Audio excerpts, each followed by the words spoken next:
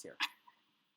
Okay, first thing I want to say is the play-in tournament, I think, has completely changed, like, the last 10 games of the NBA season. I think the NBA will continue to do the play-in, and I like the play-in. I think it makes people more competitive, and I think it's just fun for the fans to watch. And I think in the Western Conference, when the Lakers and Golden State Warriors match up, so many people are going to be watching that game. And my opinion is that the Lakers will win. Then they'll play the Suns.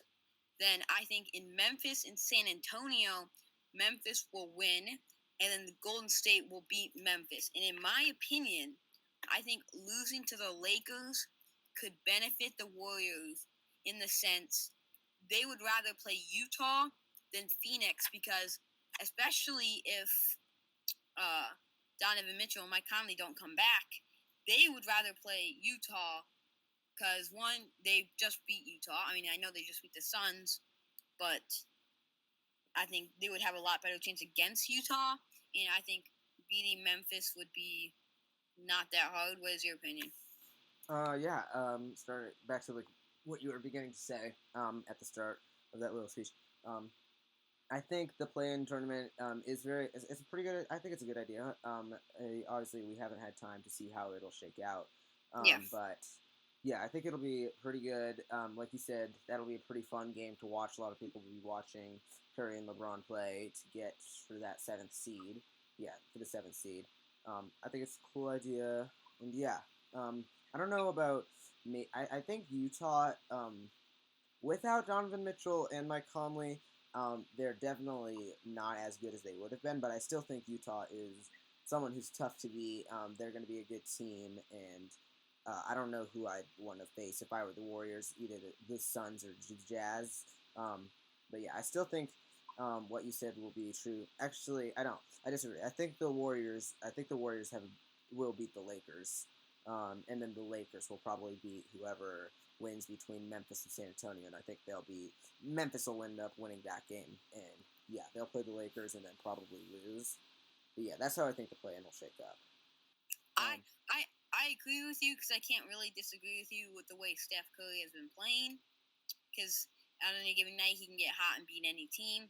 But I think it's going to depend on LeBron's health, since he tweaked re-aggravated his ankle during the game against the Pelicans, and whether Steph can manage to get hot and just be able to defeat mostly their defense, which has been dominant all year, even with LeBron and AD out. And I think the Warriors have actually been playing good defense, but we'll see if they can keep LeBron and AD without going for a big game, or with keeping them from going for a big game. Yeah, I think those will be pretty key. LeBron and AD's health and how they play after coming back. LeBron mostly coming back from injury, and he's played 2 games, but then as we've seen last night, as of time of recording, when they played New Orleans, he went down and looked like he tweaked his ankle. So yeah, I think that'll be pretty key pieces in who wins those games. And yeah, I agree that Steph Curry, he can just go off in any given night and win a game.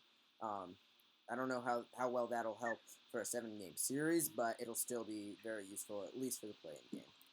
Okay, so yeah. Sorry, what were you gonna say? The Warriors all year have had trouble rebounding the ball, and Andre Drummond has been grabbing so many offensive boards. And last game, Anthony Davis wasn't really good on the boards. Either was LeBron.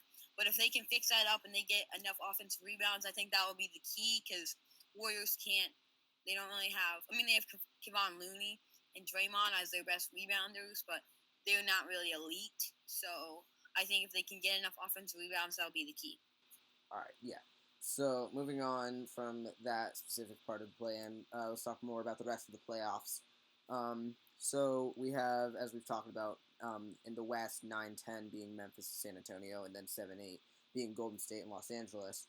How about in the East, where we have 9-10 being Indiana against Charlotte, and then 7-8 being Boston versus Washington? How do you think those games shake out? I think that Charlotte will beat Indiana. Then I think Boston will lose to Washington, and then they'll go on to beat Charlotte. Yeah. I don't know. I think I think that Charlotte can definitely beat Indiana. I think they will. I think it'll be a close game though. They're both teams that are about similar, at least record standpoint. But like as you know, record doesn't speak for everything. Still, I think that'll be a close game. And then Boston, Washington, I could see that going either way. But I still do think I have to give. I think I'd actually give the edge to Boston in this case. I just think they'll do better against Washington. I think that their rosters, like the way they match up, that the players on Boston will end up securing a victory. And then I think Washington will probably, based on what I said about Charlotte and Indiana, I think Washington and Charlotte, that'll be a close game. I still think Charlotte will win, and I think the Charlotte will be the 8th seed playing against Philadelphia, and Boston will be 7th playing against Brooklyn. How about you? I agree.